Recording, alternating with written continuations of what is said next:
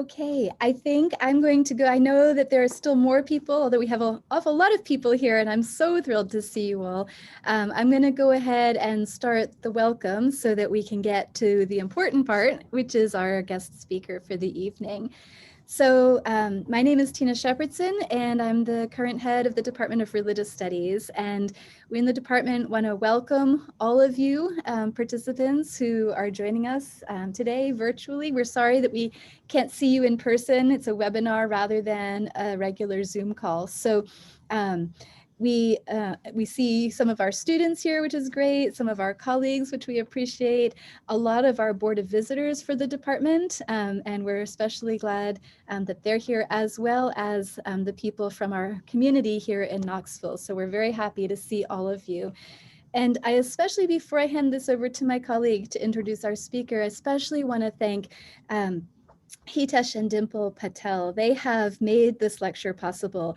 They've made recent lectures on this subject on Hindu studies possible, and this year this is the first named lecture, the Anjali lecture in Hindu studies, and we are so thrilled to be able to have Dr. Narayanan today as our guest, and also to have Hitesh and Dimple Patel supporting our department and our community, the broader community in Knoxville, in this way. So thank you enormously for this generous support that made this lecture possible.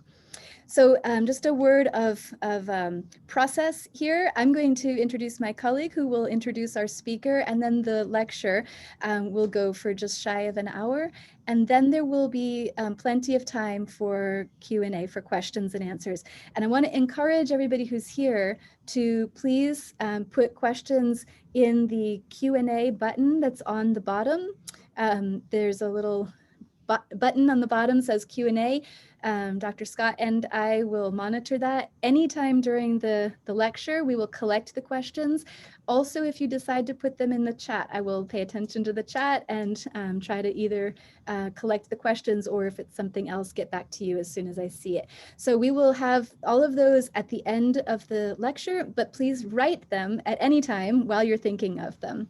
So thanks to our two co-sponsors, in addition to the Patel's Asian Studies at UT's campus and the School of Art, are co-sponsors for this. So now I will hand this to my colleague, Dr. Rachel Scott, Associate Professor of Religious Studies, who will introduce our speaker for the evening. Thank you all for being here, and thank you, Rachel.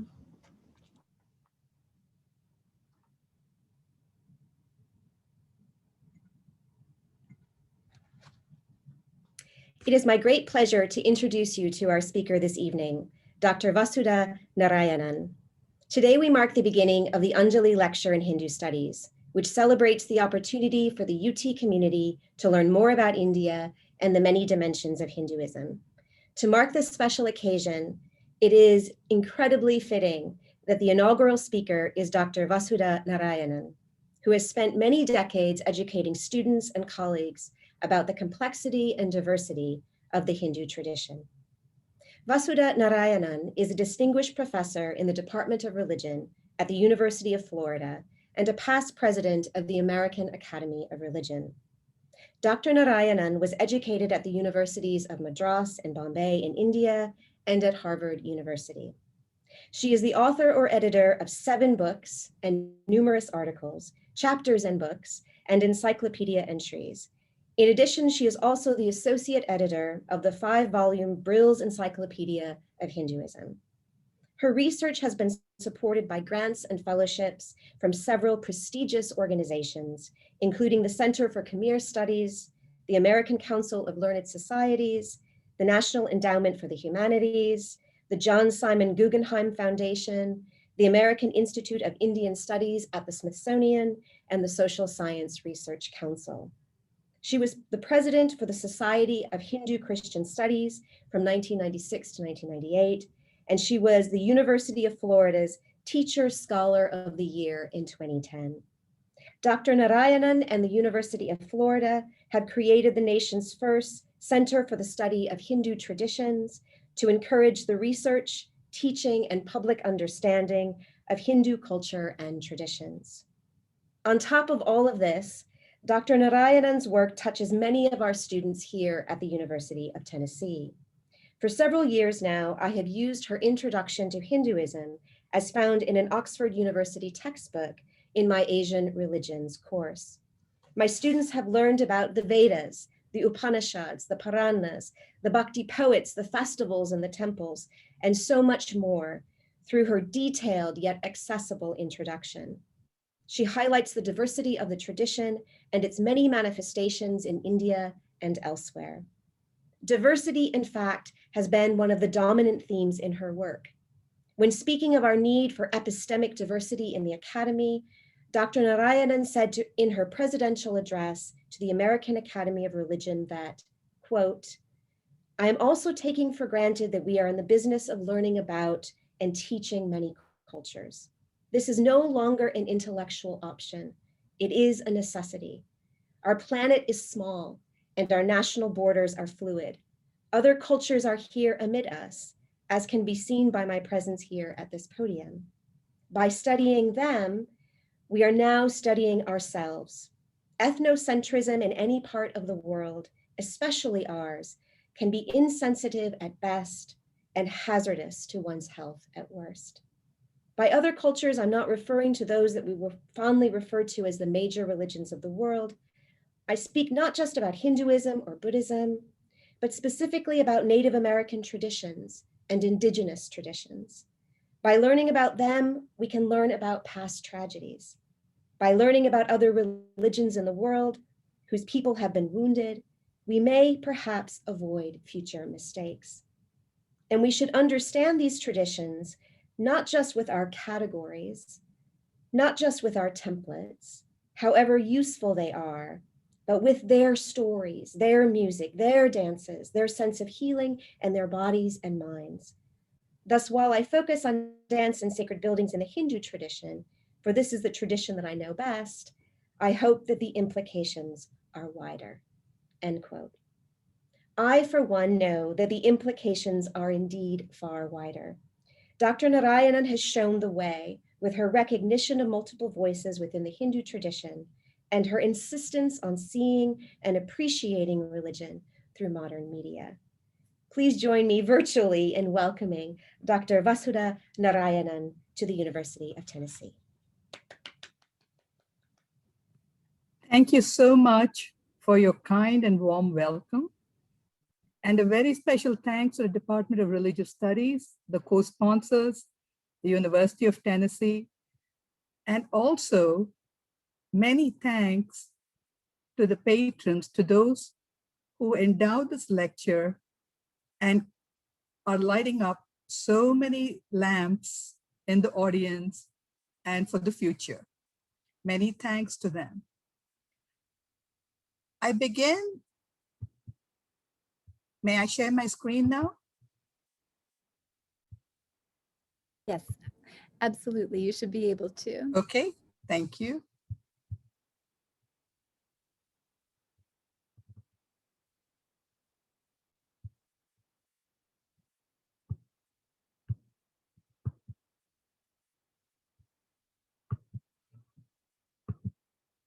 Okay.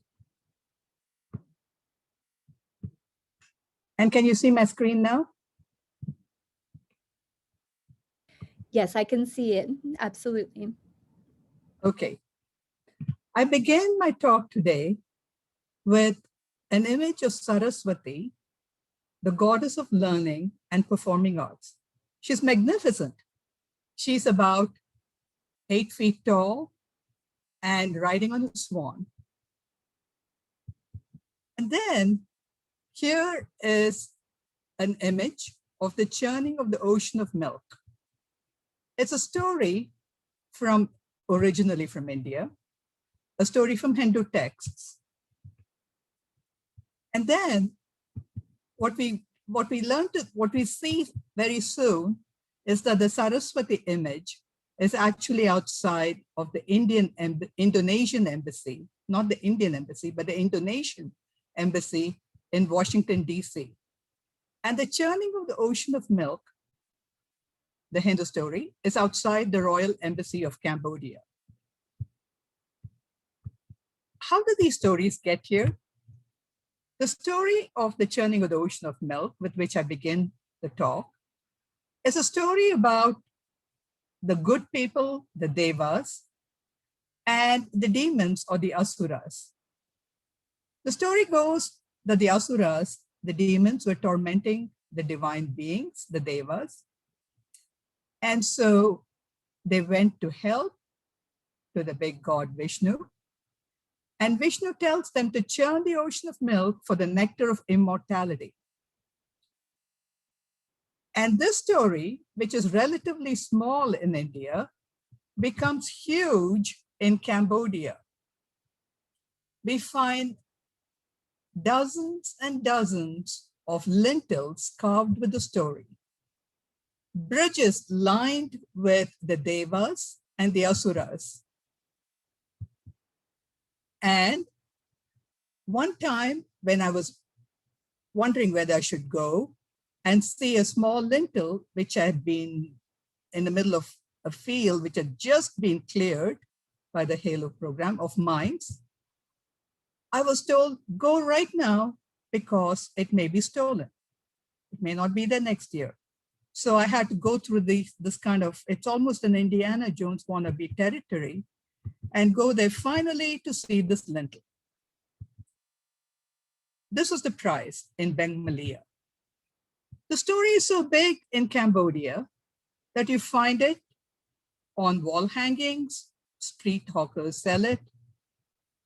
It's a symbol for elections, an election logo, and you find it outside many, many hotels. In 2003, when a memorial park was built, circling a park to honor all those who died during the Pol Pot regime and the Khmer Rouge and the Vietnam War, they chose to surround the entire park with the devas and the asuras, that is, the demons and the good people. Of all the thousands of stories they had from Hinduism and Buddhism, it was this story that the Cambodian people chose to circle the entire park. And the longest bas-relief in the world, which is 49 meters wide and shows the devas and the asuras pulling the snake Vasuki, is found here in Angkor, which is said to be the largest Hindu temple in the world. Angkor is the national symbol of Cambodia. It's on the national flag. It's on beer. It's on the lapels of policemen, tour guides. It's on departure cards, boarding cards. It is the temple which is so significant in Cambodia. Notice how big and vast, it's huge in Cambodia, and yet it's very small in many of the panels that you do find, and then you don't find too many of them. Here's one example of a small sun panel, and I chose this one because it's in the Sun Temple in Modhera. And as I'll tell you in a few minutes, Angkor Wat is also closely connected with the sun. And here, this very small lintel is one of the small carvings at the back of this temple here in Modhera in Gujarat. The longest Sanskrit inscription in the world is not in India. It is here in Bangkok. It was originally found in Khmer territories, but now in Thailand. And today we'll be looking at Hindu temples in America. So the focus is on temple space in the context of global Hindu traditions to see continuities and the changes. So a roadmap for this afternoon.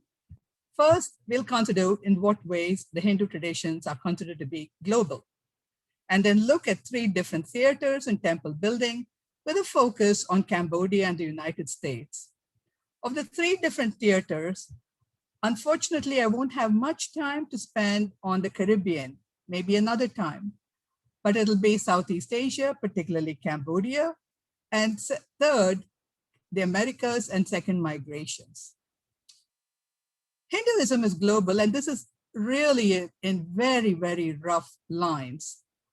Hinduism is global in three ways: sizable number of Hindus or descendants of immigrants from the Indian subcontinent in almost every part of the world. I'm showing you here a newspaper clipping, which shows a chariot procession in Paris and a logo of a Hindu temple with the Eiffel Tower from Paris.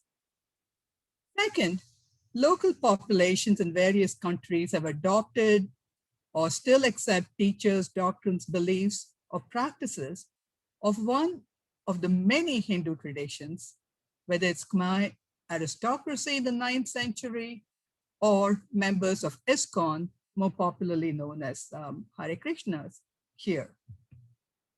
Now, the third way in which all religions are global, Hinduism included, and here I have to be really be strong about a word of caution. The adoption of ideas from any one religion, sometimes ideas and practices derived from a Hindu tradition, are decontextualized from their socio-cultural milieu, distant from the name Hindu, in fact, distant from the word religion itself, and become part of secular cultures outside of India. There are many, many examples of that. And meditation, Zen, and so on are all part of it. In this particular case, a room from a bedroom, signed from a hotel in France. Zen comes from the Chinese word chan, and chant comes from the Indian word dhyana. And I'll come back to yoga later on, but yoga, which is once part of many South Asian traditions, has gone through multiple changes, many ruptures. It's constantly being reinvented. And it's now part of the quote unquote, the largest spiritual, obviously commercial world, and the secular cultures in many parts of the world. But then there's Torah yoga, there's Christian yoga, Wiccan yoga, Zen yoga, real men do yoga, Star Wars yoga, and there are any number of Star Wars yoga on YouTube, and so on.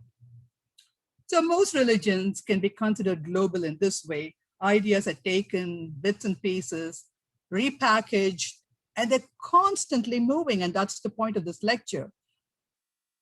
Cultures have been moving, mixing along with trade for centuries, and along with spices, textiles, and other commodities. We think globalization happened yesterday, and yet there's a very long history to this. This particular map is a simple one showing the trade routes between the 2nd to the 10th century CE. Notice the red routes are the Silk Route from Europe to China, and the others are parts of the spice trade route. Spices and the trade of textiles were key in spreading culture, and you may ask, what does this have to do with global Hinduism? Well, Hinduism, along with all the other traditions, moved with the traders. But there is a question about this. Did the sailors and the traders actually know a whole lot about high culture, about Hinduism, that it becomes such a big part of a country like Cambodia?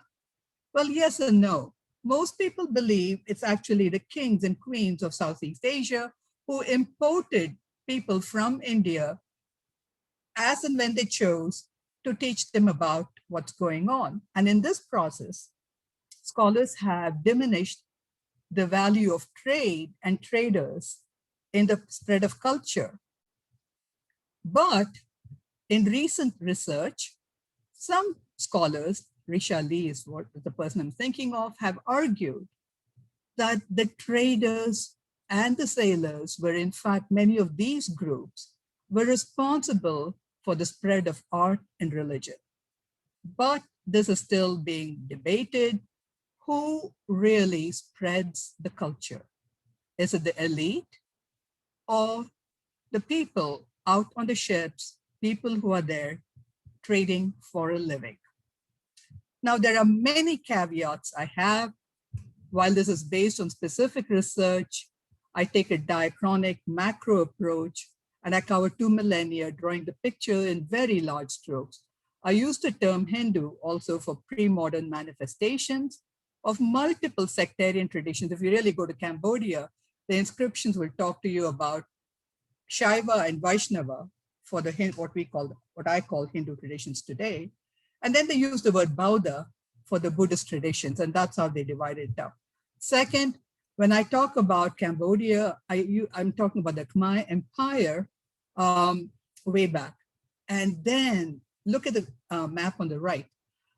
The Khmer Empire stresses all over from Laos to parts of Thailand to Myanmar to Vietnam and so on.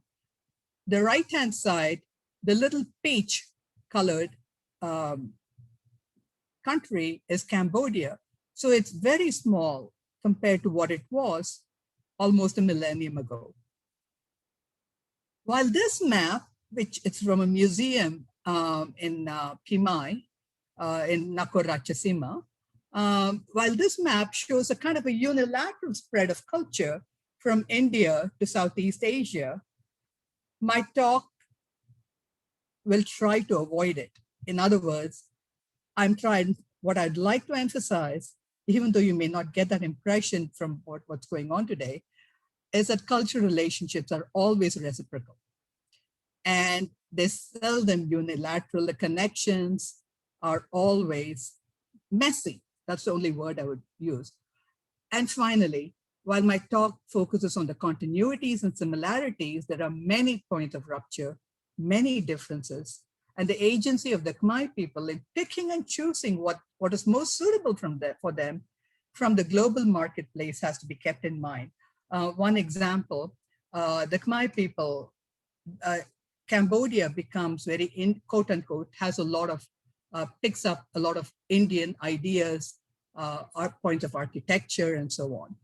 But the neighboring country, Vietnam, becomes more Sinicized. That is, it's more in tune with the culture from China. So these countries picked and chose what they wanted as they went on. Moving on now to our topic. Here's Cambodia. And this is sunrise over Angkor Wat. A brief idea of the legendary and the historical context. The earliest information about Cambodia, that is the little countries called Funan and Chenla, actually come from Chinese texts. There are many versions of this origin stories, but they usually involve the male, a holy man, a rishi, or a prince from India, marrying a Naga princess. The word Naga has multiple meanings, sometimes foreigner, sometimes it just means a snake. And it's used literally by way like a snake in terms of a serpent maiden in the Cambodian context. The temple, the Baksai Chamrong, built in 968, has the inscriptions of the lineage and goes back to the story, which I just told you, about the male who hails from the solar dynasty, the Surya Vamsha, and the woman who comes from the race of the Nagas. And the Nagas, or the snakes, are represented everywhere, including today, as logos on tourist vans. Historically, however, the early inscriptions, and this is one of the earliest ones from Cambodia, shows the inscription of a queen called Kulaprabhavati, who in 475 donated lands for Seshasai, a temple and ashrama or hermitage of Vishnu. And her son, Gunavarman, also gave lands for Vishnupada, and he identifies himself as coming from the Kaundinya Vamsha. It's a particular clan name in India, and gives his money to Vishnupada and Chakratirtha. So we begin with a place in Laos called Linga Parvata, which is one of the earliest sites of the Khmer Empire, that is in Chenla times, a Shiva temple here. And you reach there, you get there after crossing the Mekong from Thailand, and you reach Laos. And the inscription there, which is what they call the little placard that says Pallava alphabet, what they mean is Pallava inscription, Pallava style of writing, says that a particular king in Laos called Mahendra Varman, it's a very South Indian name, a king who was a contemporary of this man in Laos, in Linga Parvata. A contemporary in India was also called Mahendra Varman, and who also called himself Chitrasena, put this inscription. That temple was a Shiva temple, and there are huge Shiva temples. This one, a temple mountain, because Shiva was said to reside on Mount Kailasha, and the temples were built like artificial mountains, so they're huge. And they're prestige temples. They're as much a place of piety as they are prestige. And there are lingas, an emblem of Shiva, the Hindu god Shiva. In Cabalspian in Cambodia, images of dancing Shiva, and so on. Apart from the Hindu god Shiva, many other Hindu gods are found in Southeast Asia. This one is Durga from the 7th century CE. And if you notice the bottom of her feet, there's a little carving of a buffalo. She's supposed to have killed the buffalo demon. She's four-armed here, 7th century. A sidebar here. Notice how much more elaborate it is if you take Durga from Rani Ki Vav in the 11th century in Gujarat, one of the most magnificent pieces of architecture in the world. And on the right-hand side, and I regret it's, I had to get a picture from the net, not having internet, not having visited Knoxville before. But the Durga here has multiple arms like Rani Ki Vav. And what you don't see here, at least in this sculpture, is the buffalo demon. Vishnu is also very popular. This one is from Vietnam. Reclining Vishnu, also modern Vietnam. And reclining Vishnus and Shivalingas, Shivas, are all found together in this place in Cabalspian. I'll be coming back to this place later today in about 15, 20 minutes. So take a good look at it. Beautifully carved. The water here, the Siem Reap River, is considered to be like the Ganges, the Ganga. And it's a good 1 hour hike from up the mountains. And coming down into the plains, it's supposed to be imbued with energy and fertility and supposed to be enormously helpful to the crops. So that was their idea. Gods like Brahma were common between the Hindus and the Buddhists. So what I've listed now is like a little roll call of the Hindu gods and goddesses in Southeast Asia, Shiva, Vishnu, Durga, and all, and Lakshmi, Ganesha, they were all there. Angkor Wat is beautiful at any time of the year. It's based on the 8th century Vaikunta Perumal temple, 3 floors and facing west. But that's the only similarity, so to speak. This temple, Vaikunta Perumal temple in Kanchipuram, South India, was built in the 8th century. Angkor, being Angkor, is like Vaikunta Perumal temple, but on steroids. It's 3 floors facing west. This is the only other temple which does so in the world, Vishnu temple. It has a moat around it. And the symbolic significance of this temple actually is that it's built like Vaikunta or heaven in the Hindu mythology. Angkor Wat, the original name of this temple is not known, but Angkor comes from Nagara or city, and Vat from Vatika or courtyard. It was built by Surya Varman. The word Surya literally means sun, and was originally dedicated to Vishnu, a solar deity. While it's a Buddhist temple today, when it was built, it was dedicated to Vishnu, and Surya, or the sun, is completely in place here. So there's a portrait of Surya Varman on the south side of Angkor Wat. South, because that's the direction considered to be connected with death, and it's probable that this portrait of him came after after he passed away. And like many other temples connected, which people study through archaeoastronomy, temples of Mesoamerica, temples in India, this temple too is connected. And the Modera temple, which I showed you a few minutes back, is also connected with some astronomical details. Here, 3 graduate students who worked on this from the University of Michigan published a paper in 1975 showing how the sun, rising sun, will rise exactly behind the central tower of Angkor Wat on spring and autumn equinox. So I kind of took these pictures during a sabbatical in 2005 and bingo on spring equinox, which we just passed. The sun rises exactly behind the central tower. And that, by the way, is also a feature that is seen in the Sun Temple in Modera, Gujarat, which I just mentioned a few minutes back. It also has a feature connected, this particular temple, with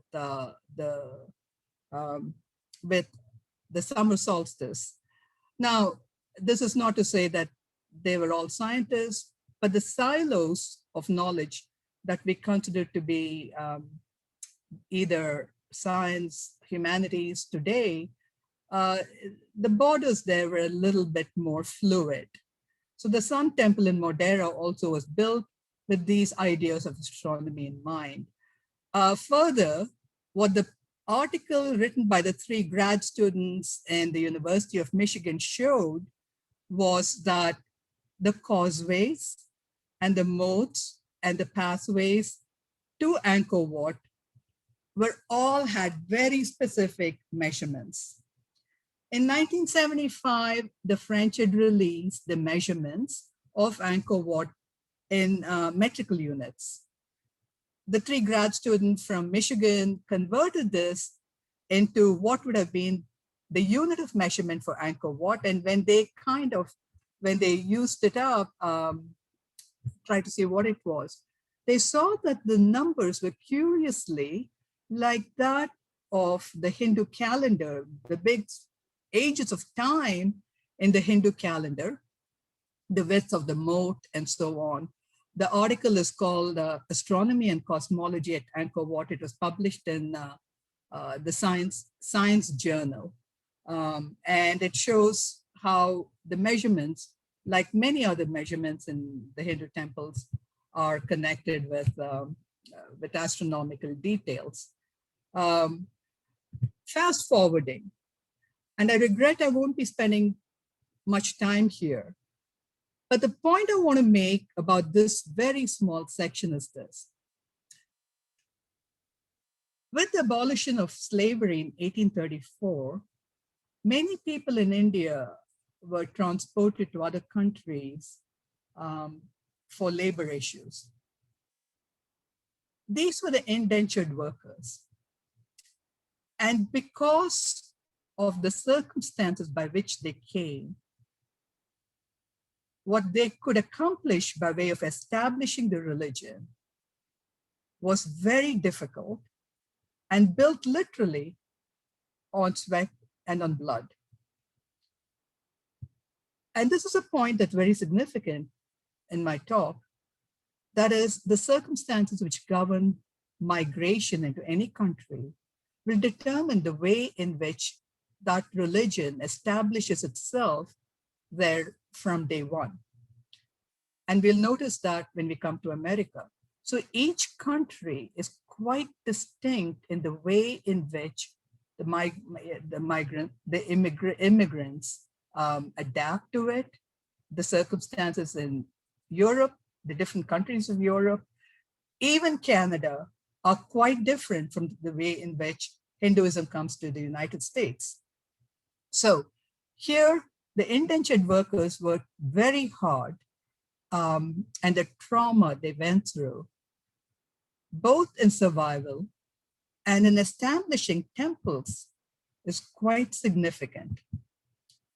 In Trinidad, some of the earliest temples were made of mud and literally made with hand. And you can see it here. You can see it soon in the next slide I'll be showing you. And because the British wouldn't give the land to the indentured workers, many of them built the temples out in the sea, literally in the sea.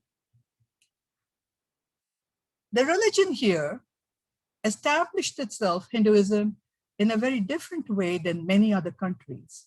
Here, race becomes extremely important.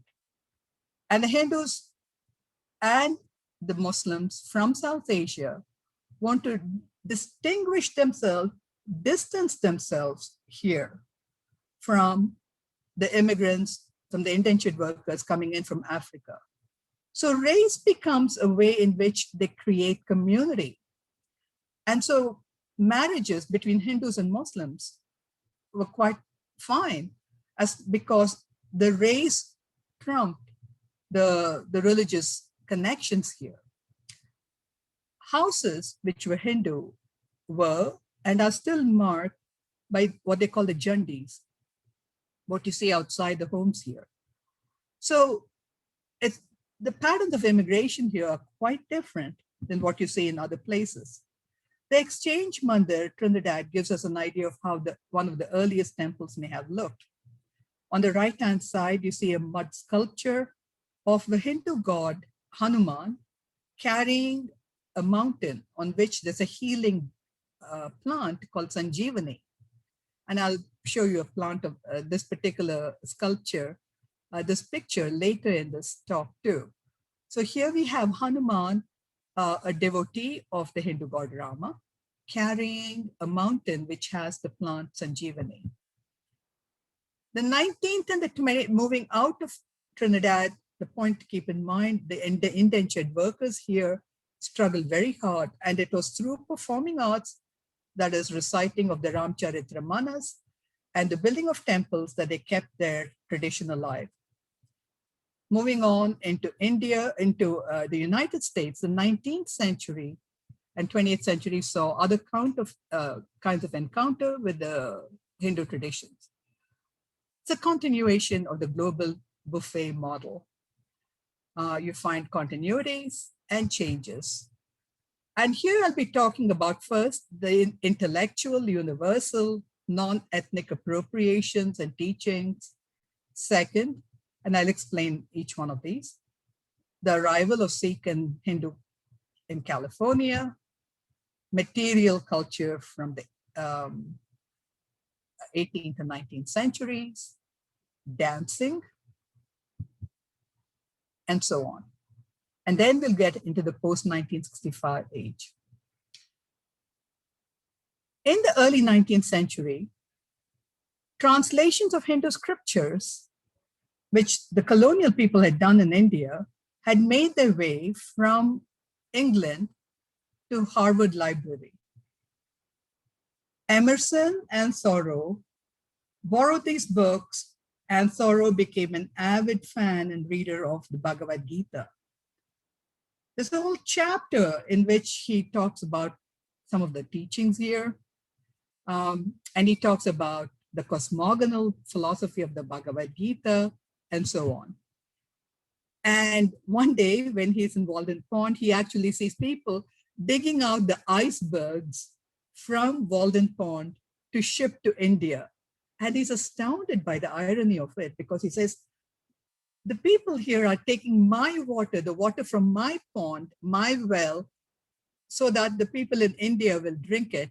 And I am drinking deep from the Bhagavad Gita, the well from India. Now, what's important about Emerson, Thoreau, and many others is that it was strictly an intellectual encounter. Questions of race and how they thought of the Hindus at that time in the 19th century are very different. And I'm not getting into that now. Meanwhile, another way in which America encountered Indian culture and Hinduism was with material culture brought by the sailors. Many of them are in the Salem Museum in Peabody. And then with the migration of the Sikhs and a few Hindus, they're all called Hindus, we find Hindus settling down in America for the first time, all the way on the Western Corridor from British Columbia up to down to California. And with that came a lot of racial discrimination as well. Fast forwarding to the late 19th century, Swami Vivekananda brings in a kind of Hinduism which at once looks back to the text, the holy text of Hinduism, but also continues the paradigm of the disembodied practices, the intellectual Hinduism that we see with Thoreau and with Emerson. Vivekananda, and I'll explain that in a minute, Vivekananda attended the World Parliament of Religions in 1893. He toured America and introduced the Vedanta philosophy of India. And his disciple, Swami Trigunatita, was responsible for building the first quote-unquote Hindu temple, and he designed it. And he wanted it to be, quote-unquote, the representation of the influx of India's great spiritual wisdom to the culture of the West. And he said he was carrying on what Vivekananda had wanted. This is that temple. It's in San Francisco. It was built in 1905 and consecrated in 1906. And every tower here had a symbolic function representing a tower from or a dome from a mosque, towers of temples from Calcutta, a European castle, and so on. But what is interesting is the most important part of the temple was the northeast, which was considered to be very significant in Hinduism also. But the kind of Hinduism taught by Vivekananda and the others was that you can do Vedanta, you can do meditation and still be a good Catholic, you can still be a good Presbyterian.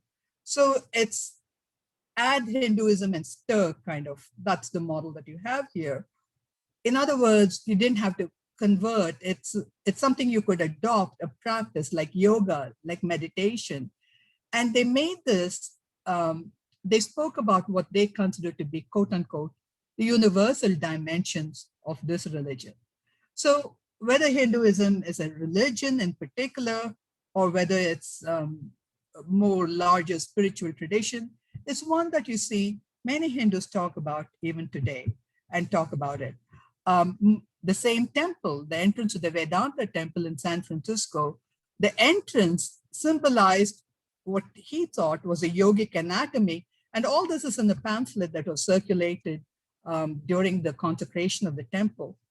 On the top of the entrance is 1,000-petal lotus, which is supposed to be, according to yogic anatomy, in the top of your head. And then there's an eagle on top of the canopy, which is identified simultaneously with Garuda, that is a mythical bird, a mount, a vehicle on which the god Vishnu rides. And the eagle, of course, is symbolic of American culture. Plus, the entrance was painted red, white, and blue. Not because, well, both because it's American colors, but because red, white, and blue symbolize the culture, the colors of Shiva, Vishnu, and Brahma. So they kind of try to map this on to show how it was meant to be, a kind of teleological approach here to how Hinduism comes. So Vivekananda and Yogananda popularized yoga, later on transcendental meditation by Maharishi Mahesh Yogi, and later teachers who established places like Yogaville are really talking about more and more about the disembodied way in which the spiritual teachings of Hinduism can be made accessible to all. And in this process, the word Hinduism gets dropped out here in taking yoga and meditation away. And whether it's even religion or a kind of spirituality is one that is debated. So I'm just flagging it here to say that it's a very different kind of approach to looking at Hinduism than what I would call the temple Hinduism, which you find today. Other kinds of encounters in the 1930s and 1940s with India. Ted Sean and Ruth Sandeni presented many Hindu narratives through dances in the early part of the 20th culture. Beautiful pictures in the archives of the New York Library. Here we have dressed in typical, very Orientalist in its concept, of course. And here you find the Hindu god Krishna on the left, calendar painting. And on the right side, you see Ted Sean dressed up as Krishna, and Lakshmi and Ruth dressed up as Radha and as Lakshmi later on.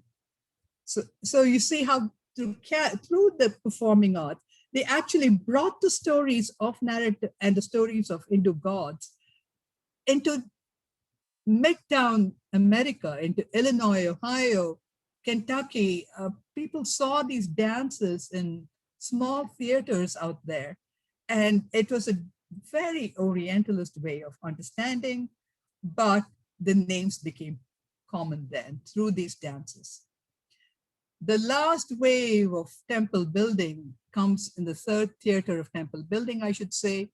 There are economic opportunities post-1965, which brings in a huge influx of immigrants to this country.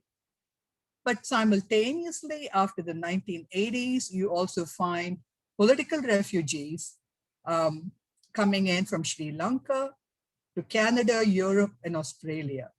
And then you have the second migrations, the Hindus from the Caribbean settling in Florida, people from Dutch Guyana going to the Netherlands, and so on.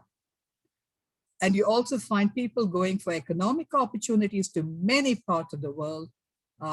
Here's a Hindu temple from Chiang Mai, but notice how local it is. Initially, in the entrance, you're greeted with pictures of His Majesty, the Emperor and the King and the Queen. And then you have an icon of the Buddha, and only then you find the Hindu gods and goddesses.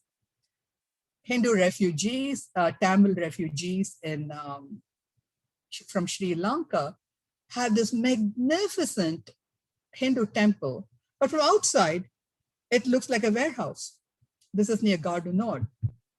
And they have huge parades, and the presence in Paris is palpable. In post-1965 United States is a major wave. And here it's professional largely who come in. And so the context of the immigration is very different class in terms of the education and so on.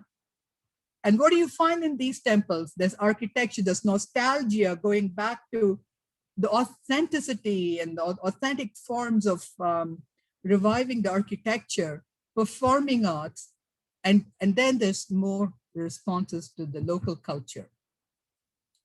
The earliest temples in the post-1965 era were built in New York. And what is interesting here with New York is, while the Ganesha temple was built there, that temple was also seen, in later years, that New York temple was built in Madras, in Chennai. That is, this temple, which is from New York, a Hindu god is local. So New York Ganapati, a temple to him was built in Chennai. So you have a god coming from India to New York, and then the New York Ganesha becomes so famous that he is imported into India again here in Besant Nagar. And the Tamil script there says, New York Shri Mahavallabha Ganapati. Simultaneous with the Shiva, with the Ganesha temple is the Venkateshwara temple in Penn Hills. Both these temples got their inspiration from the Tirumala Tirupati temple in India, which became really big after the 15th century. It's very old, much older, comes in texts as early as the 5th century CE. But here becomes really famous after the 15th century. Early temple building efforts in Pittsburgh shows a split which we see in many parts of America, North Indian temples and South Indian temples. But an interesting fact about why Pittsburgh. Geographic similarity is seen to be very important. And because it's a place called Allahabad, Prayag in India, which is built on the confluence of 3 rivers, the third one is a mythical one, which comes underground. They thought Pittsburgh was particularly auspicious because it has hills, like the original temple in India. But there were also 3 rivers which were brought here. This, by the way, is from one of the earliest brochures that they came up with in 1975. And therefore, the merging, the confluence of 3 rivers was so auspicious that somehow Pittsburgh seemed to be the right place to build that temple. And that's found in Montana also. The Bitterroot, the Blackfoot, and the Clark Fork, the 3 rivers, 3 distinct characters. And when they meet in Missoula, they have an auspicious place. And so that's where a new temple is coming up. Unlike pre-modern temples in India, and more like Khmer temples, many temples in America are non-sectarian. That is, they're not devoted to any one god like Vishnu or Shiva. The Khmer temples in Cambodia it could be a Shiva temple, but they'll also have Vishnu and the goddess and so on. Similarly, in America, a temple will have all gods here. I'll give you one example. And so they include multiple deities. They're most North Indian and South Indian, their vocabulary. And what do I mean by that? North Indian deities are marble. The South Indian deities are carved in a black stone. And sometimes they include images of Jain Tirthankaras from Jainism, another leader. An example here, again from the internet, you find the deities from, this is from the internet that I saw from the Knoxville temple, the Hindu Community Center. And it reminded me of the array of deities carved on the wall in Badami in the 6th century CE. And you find a whole array of them. And you find that in many, many temples here. Kalamazoo, Michigan, for one, an interesting story about it. They sent out a circular asking, which god do you want as a main god in the Kalamazoo temple? So they had a vote asking, A, do you want a god, a deity in the temple in the first place? Now it's only in Hinduism you can ask that, because there are traditions within Hinduism where there is no bodily image of God, no image that you have to worship. It's aniconic. So most people said, well, we really do want to have an icon, a murti of God in the temple. And then they had a vote to ask which god do you want. And you had to vote for Ganesha, Vishnu, Shiva, and so on. And they showed the newsletter shows the results of the vote, and Ganesha won. So someone else said there was a voter fraud. I don't know what they were thinking of. This wasn't even Florida, it was Michigan. And then eventually they ended up having all gods out there. So you have to unite the community together, to bring them all together, especially in a small town. You end up having the different deities, unlike the sectarian temples that you find in pre-modern India in the south. In all these temples, there's a need, there's a search for the Holy Grail for authenticity. For instance, through rituals. And in 1996, Atlanta celebrated in a huge way what they call Abhisheka, that is an anointing, a ritual consecration of the temple with waters from rivers from India and America. What they were celebrating was a transformation of this temple, which looked like this in 1992, looks more like a Babylonian fortress here, into this in 1996. But no Hindu temple is ever really complete in terms of construction. This is the land, what they were consecrating, the land that was sacred to so many Native American people. And they had been banished from this place. And now that land was being reconsecrated by new immigrants after the original inhabitants had left and had gone. As I mentioned a minute before, no Indian temple, Hindu temple is ever fully complete in terms of construction. From the plan here in 1991 to this took more than 30 years. And one can follow how the construction goes slowly over time. And Muttaya Stapati, the traditional architect who designed dozens of temples in India, including the Atlanta temple, also designed the Nashville temple in Tennessee. And the same artisans who work in one temple move to another temple, and their imprint is seen in multiple areas. And you find that there. The next few slides is just a quick tour of many temples in this country to give you an idea of what they look like, how they progressed. 2007 in Utah to 2018, and so on. Unfortunately, I've left out a lot of temples from Texas and other places. This is Ganesha Temple in Utah, Chicago, 1997 to 2013, Orlando, Hindu temple building through the 1990s, and Sri Ram Temple, Lemont, Chicago, Venkateshwara Temple, Bridgewater. On the right, you see the Tampa Temple, kind of a vocabulary that was reminiscent of the Phnom Rong Temple in Thailand.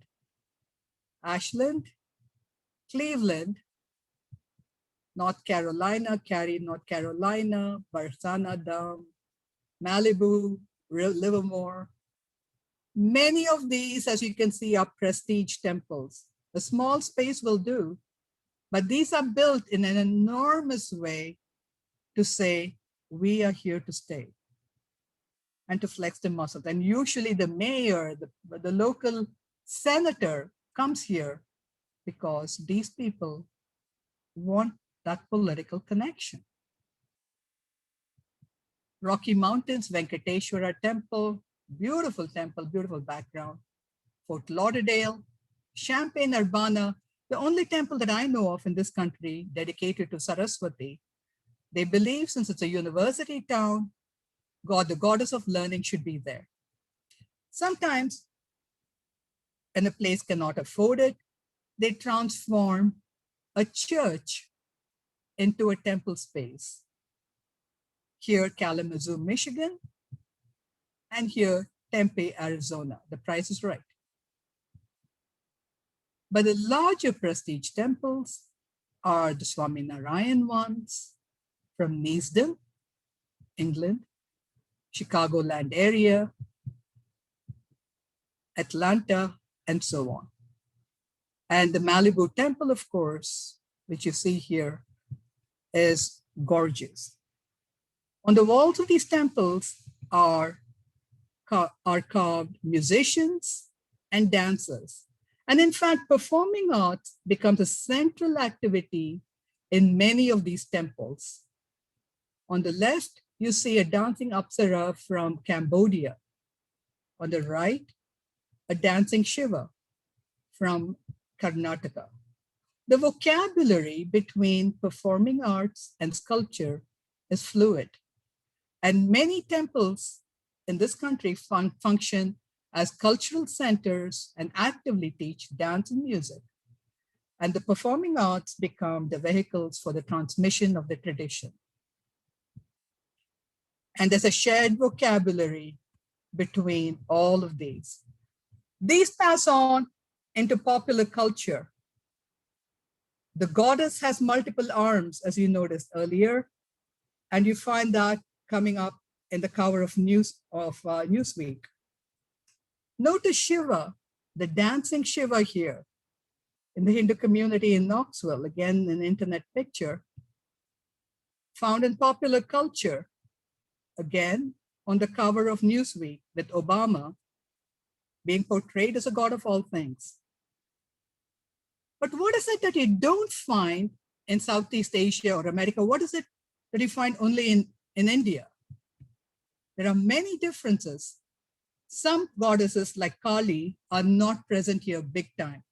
A few, but very few. You don't find erotic sculpture here.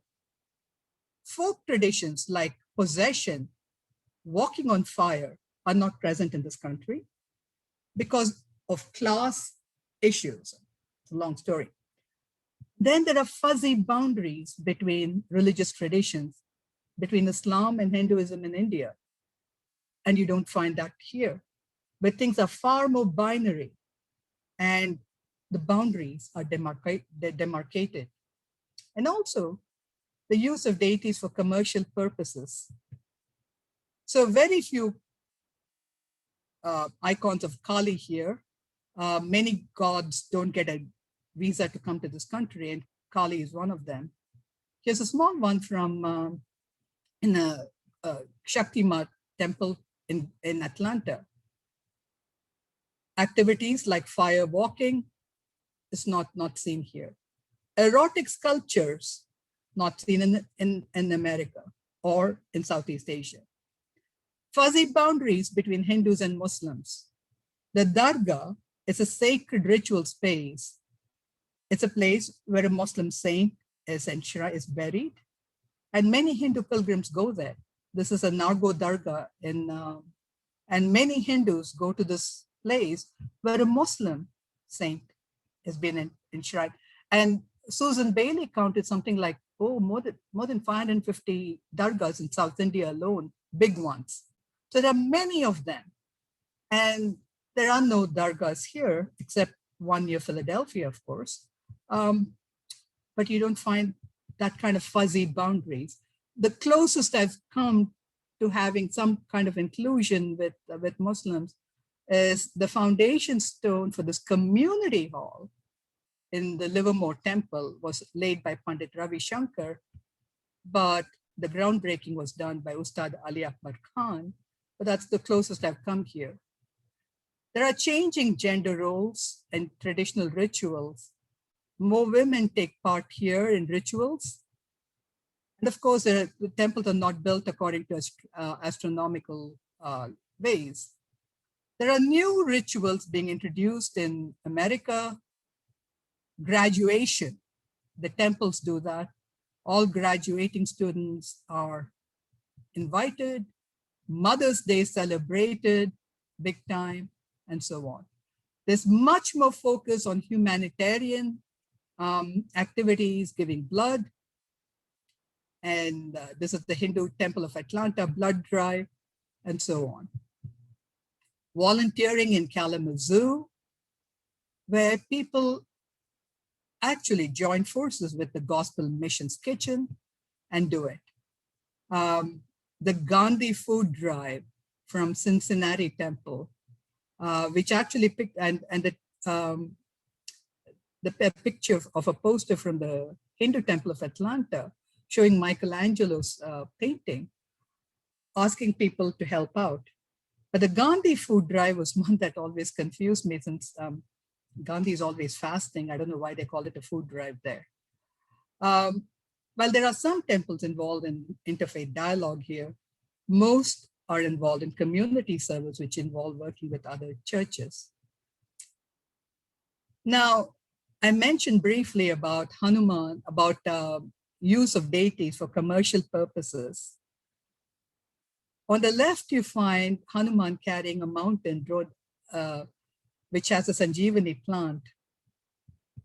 And because Hanuman, delivered this plant in time, just at the nick of time, to revive the heroes, Rama and Lakshmana in the Ramayana, he is considered to be a person who is emblematic of guaranteed delivery.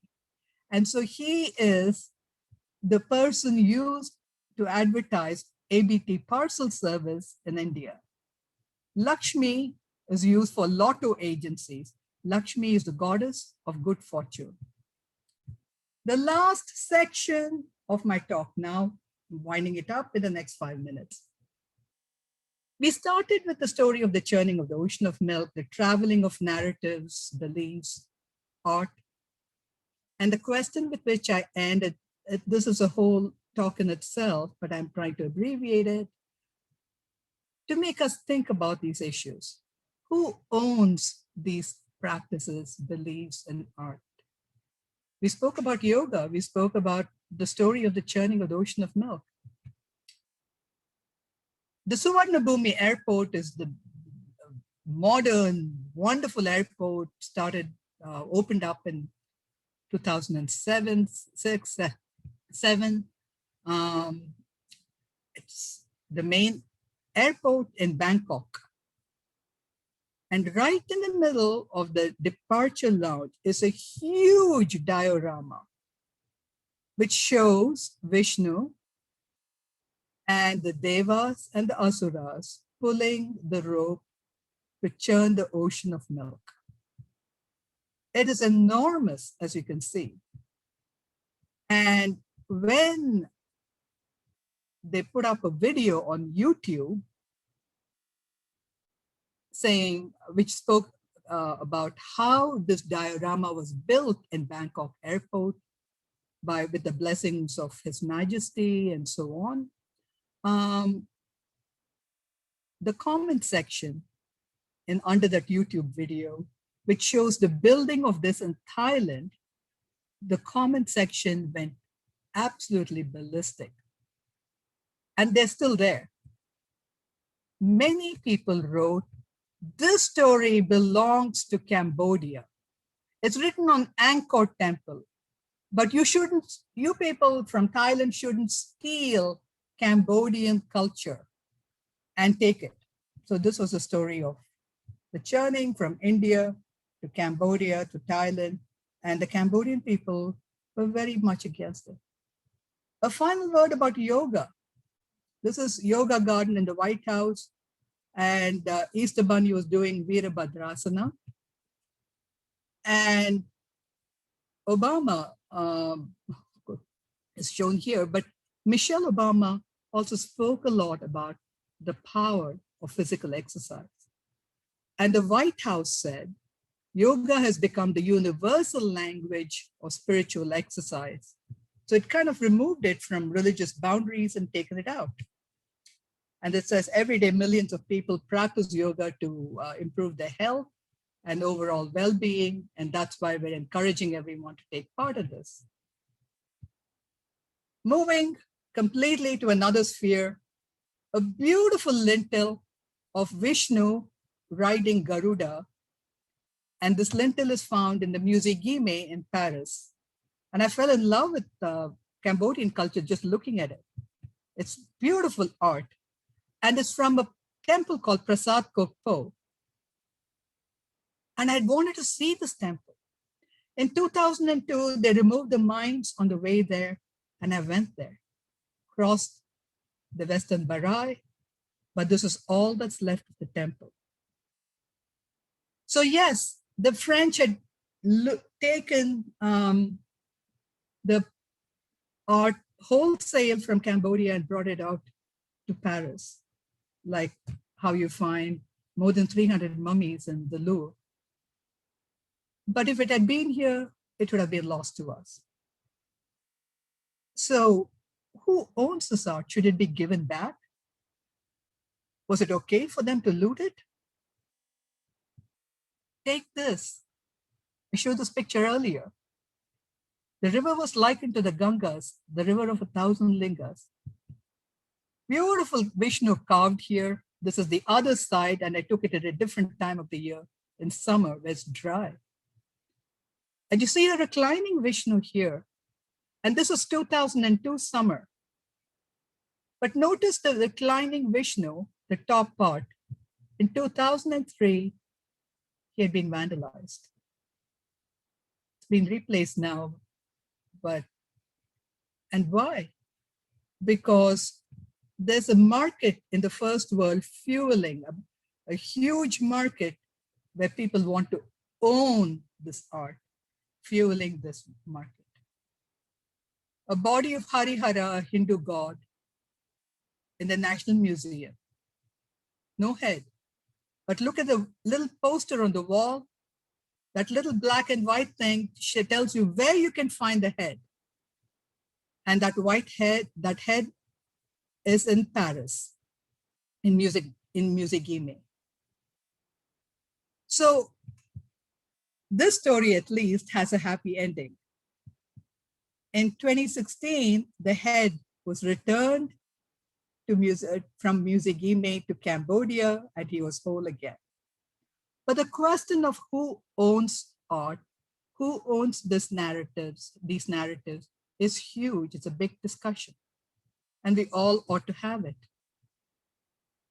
But it shows that Hinduism and other religions have been moving through the centuries.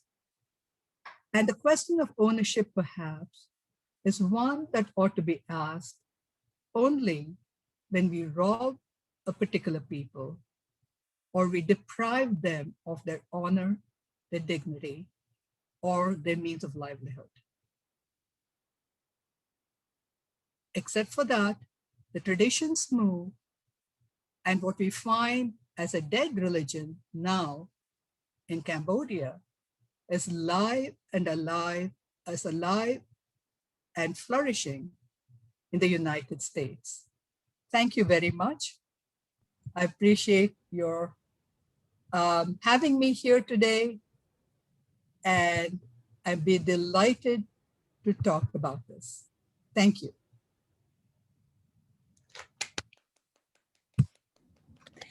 Thank you so much, Dr. Narayanan, for this enlightening lecture that's made us think about kind of the movement of religious traditions in various places and times, and thinking about kind of their embodiment in place.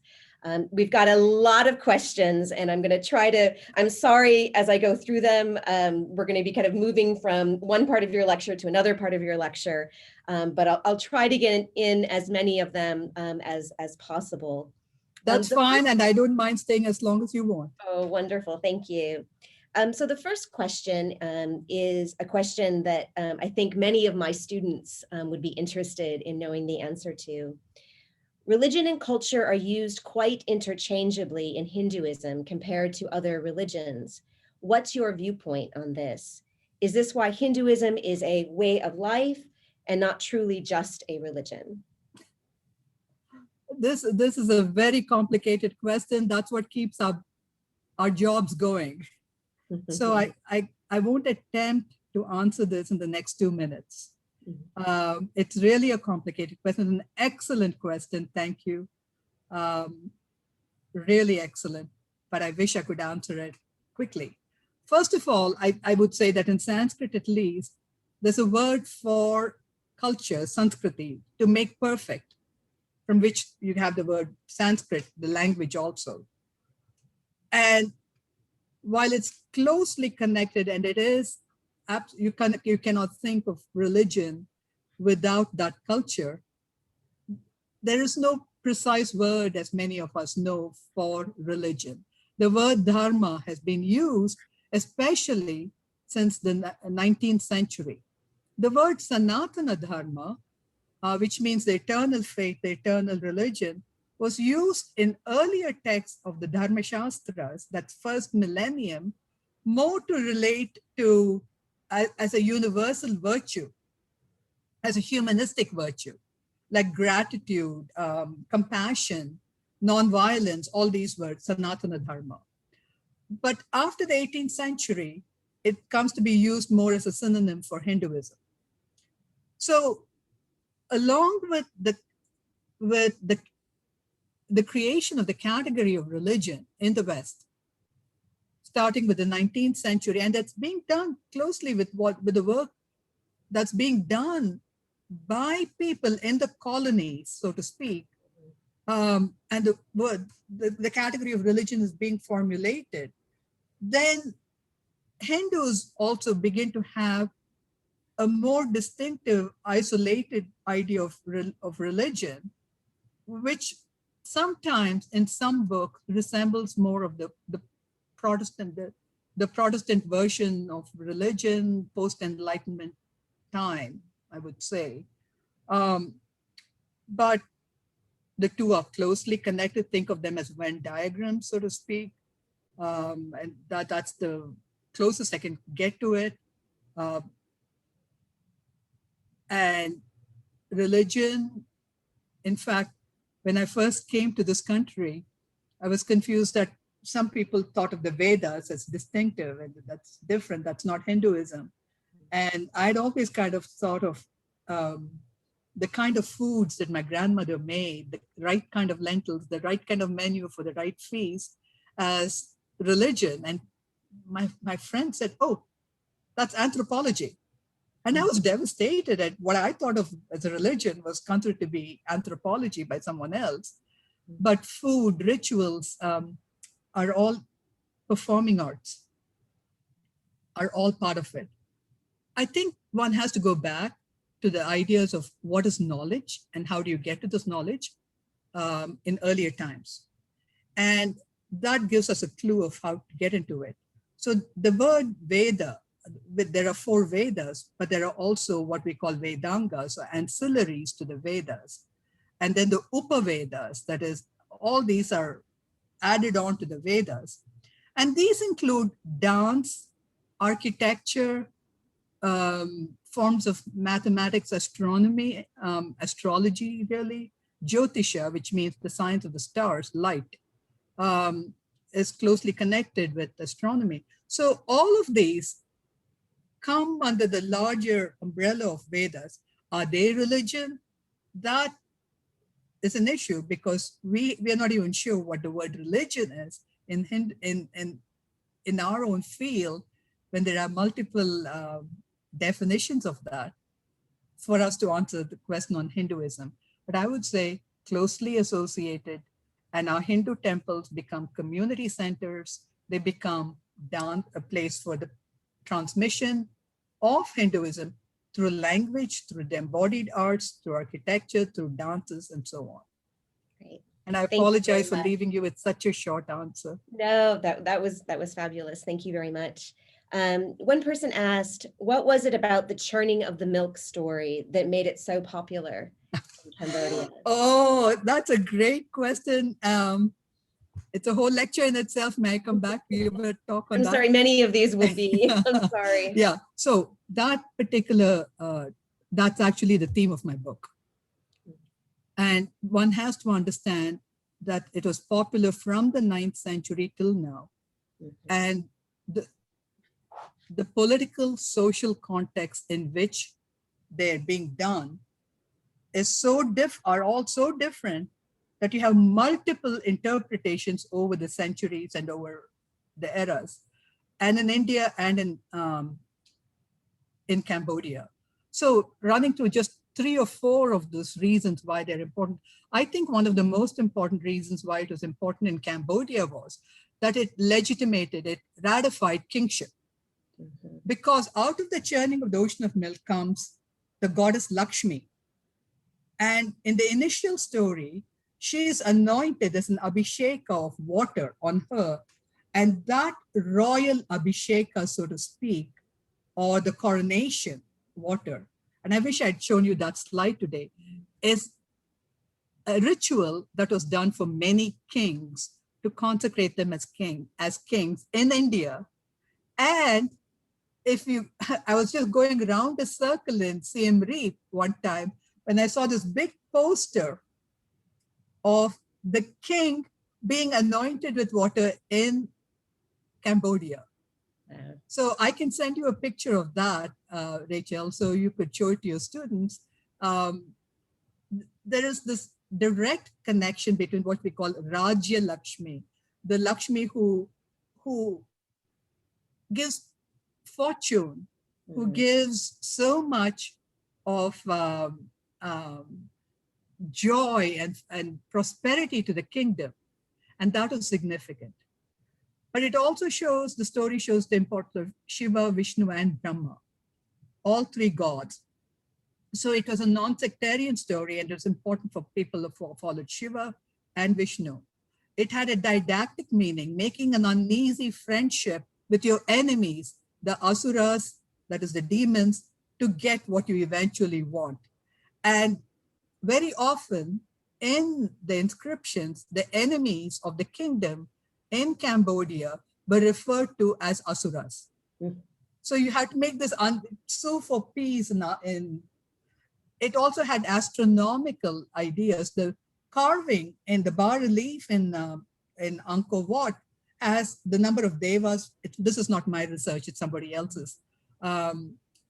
Showed the number of devas as the number of days between spring equinox and summer solstice and things like that.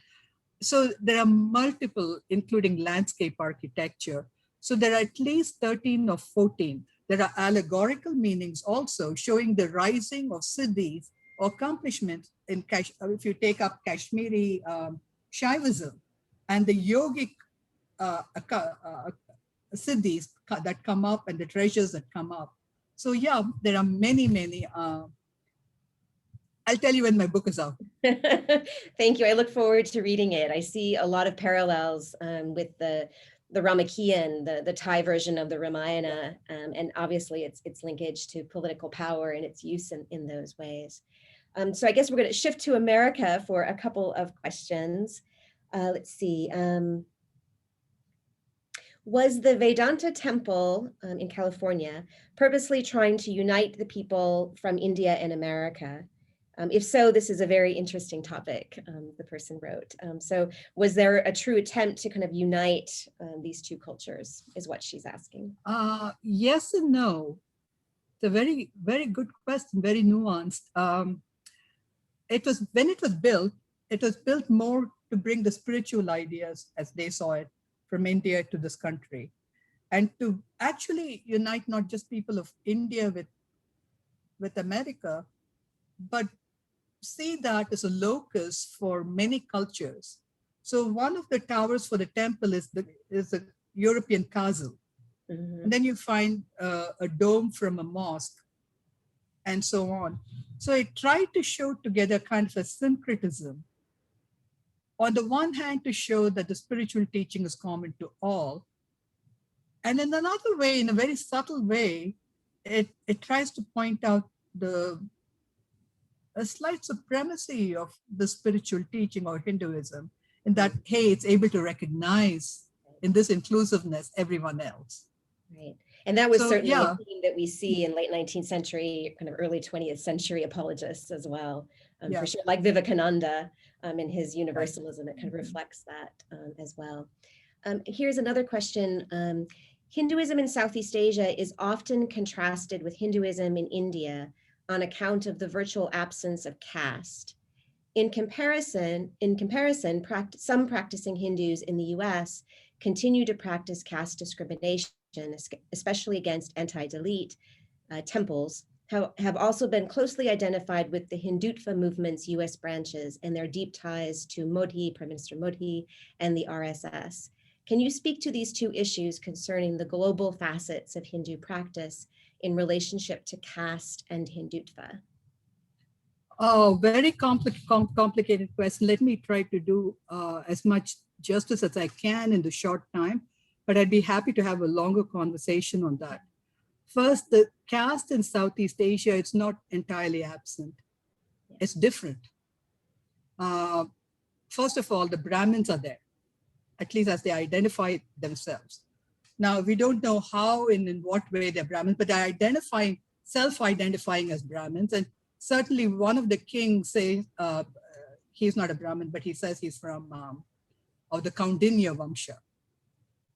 So there are people who are definitely identifying themselves as Brahmins. And then in some inscriptions, what you find, okay, the way I put it is that the caste here is created more like a community, which the king can have then control over in Southeast Asia.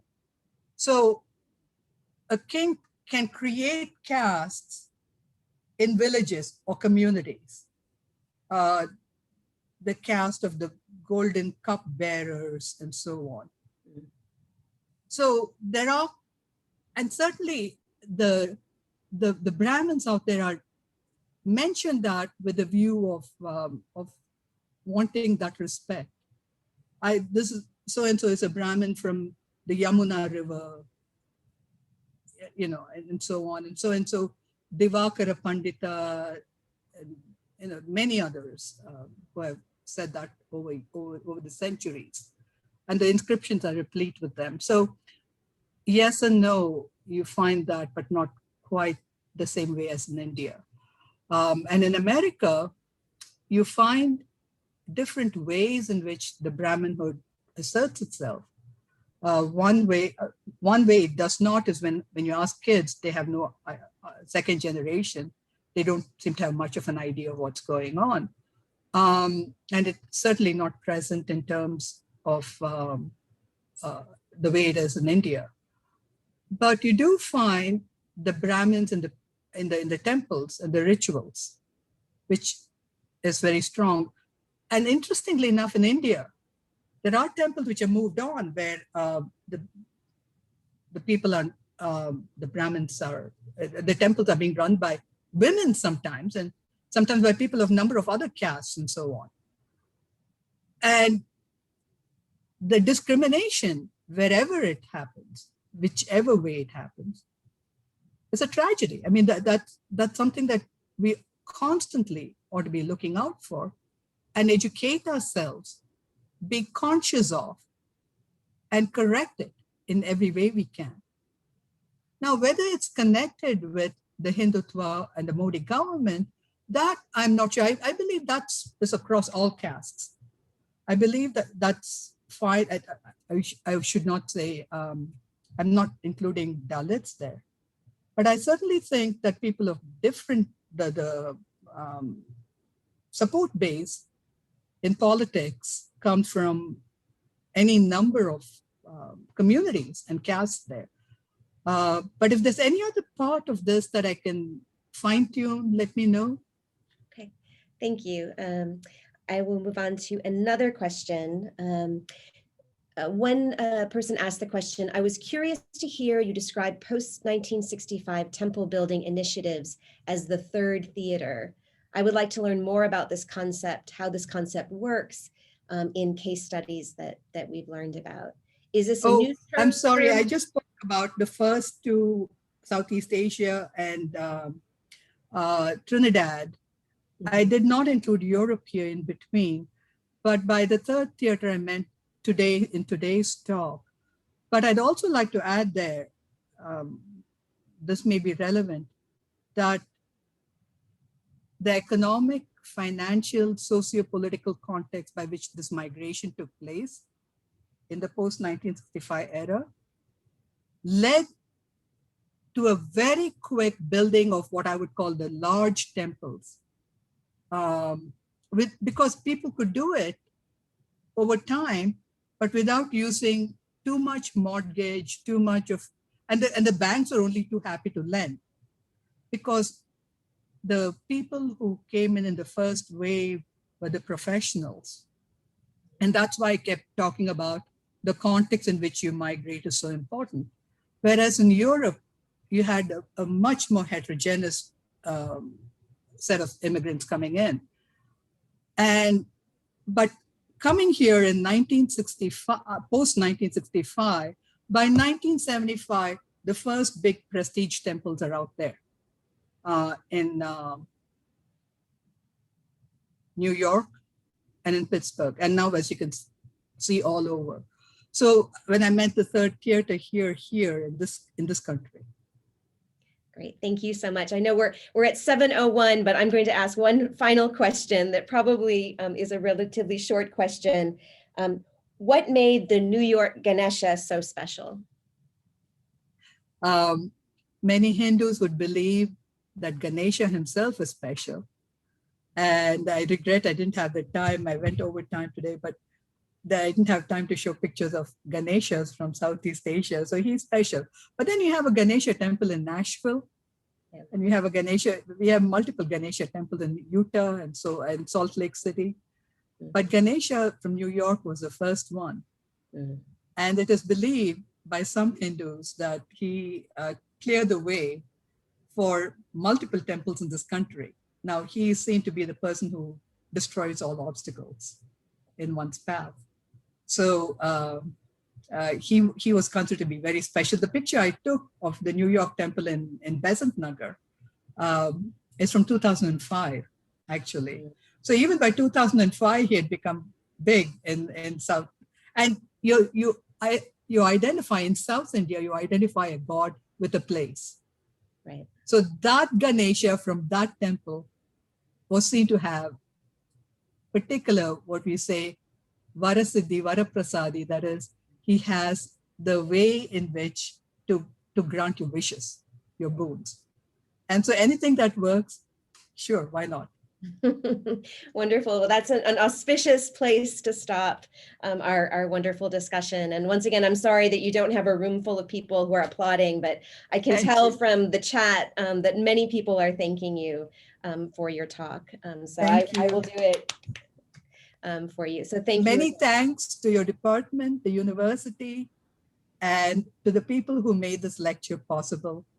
It's been a privilege to do the first Anjali lecture. Thank you. Thank you. Thank you all so much. And thank you. We had nearly 90 people in attendance here, which for our COVID time talks is really remarkable. And I want to thank my colleague, Dr. Rachel Scott, for moderating and for all the work making this possible. And again, the Patels for making it possible with their support. And certainly a final thanks again to Dr. Narayanan for this fantastic and engaging lecture. We had so many questions we weren't able to get to, and I will save the chat and send it. I would be very happy if you have their emails, if you send it to me to answer them and send it back to you.